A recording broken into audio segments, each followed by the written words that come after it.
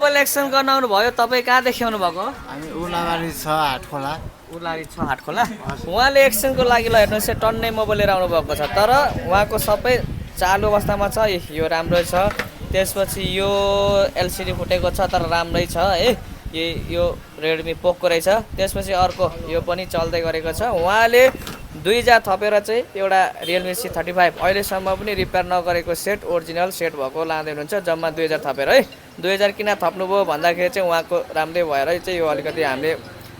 राम्रै दाममा राखेको थियौँ ठिक्क उहाँले थपेर र अर्को चाहिँ क्यास किन्नु भएको छ यो 12000 को तपाईँलाई मोबाइल के कस्तो लाग्यो एक्सचेन्ज रेट दाइहरूकोमा रेट एकदम दामी छ होइन म्याक्सिबल रेट छ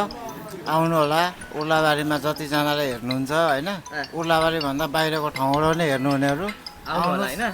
ए उहाँले यो चाहिँ नयाँ किन्नु भएको क्यास अर्को चाहिँ सेकेन्ड ह्यान्डमा सेकेन्ड पैसा थपेर लानु हुँदैछ उहाँको पनि राम्रै छ तपाईँले यसरी एक्सचेन्ज गर्न सक्नुहुन्छ लोकेसनको लागि चाहिँ उलारीको बरगाछीमा रहेको सेवारू मोबाइलमा कन्ट्याक्ट गर्न सक्नुहुन्छ है